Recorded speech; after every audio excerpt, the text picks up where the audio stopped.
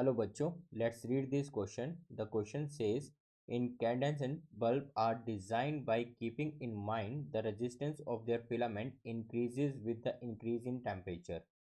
If at room temperature 100 watt, 60 watt and 40 watt bulbs have filament resistance R100, R60 and R40 respectively, the relation between these resistance is।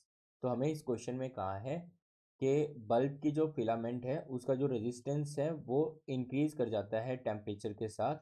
तो अगर room temperature पर उन bulbs की जो power है वो 100 what, 60 what और 40 what है और इनकी रेजिस्टेंस R100, R60, R40 है, तो इनकी रेजिस्टेंस के बीच में हमें रिलेशन बताना है। तो आइए इस क्वेश्चन को सॉल्व करते हैं। तो इस क्वेश्चन का जो की कंसेप्ट होगा, the key concept of this question is power in electrical circuit.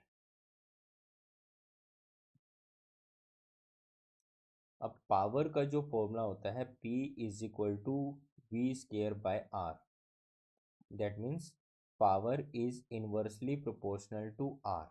तो क्वेश्चन में हमें पावर जो गिवन है वो है 100 वॉट, 60 वॉट और 40 वॉट।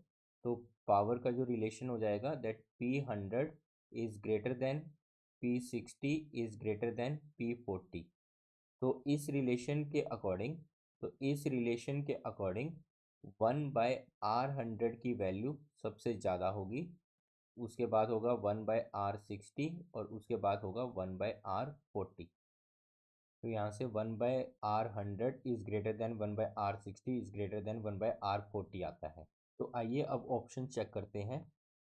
तो ऑप्शन के अकॉर्डिंग जो फर्स्ट ऑप्शन है 1/R100 is equal to 1/R40 plus 1/R60, ये करेक्ट हो सकता था, बट इन्होंने एक कंडीशन दे दी क्वेश्चन में कि फिलामेंट का जो रेजिस्टेंस है वो टेम्परेचर के साथ इंक्रीज कर रहा है।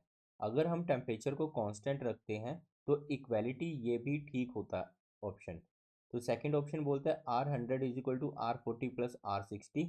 अब हमें ये नहीं बताया कि जो रेजिस्टेंस है वो सीरीज में कनेक्टेड है कि पैरेलल में कनेक्टेड है।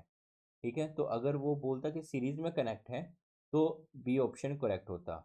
सी option R100 is greater than R60 is equal to R40, ये पॉसिबल नहीं है क्योंकि पावर जो है इन्वर्सली प्रोपोर्शनल होता है रेजिस्टेंस के। तो ये ऑप्शन गलत हो जाएगा। तो फाइनली हमारे पास डी ऑप्शन बचता है 1/R100 is greater than 1/R60 is greater than 1/R40। तो डी ऑप्शन हमारा करेक्ट होता है according to this question. I hope you will understand this question.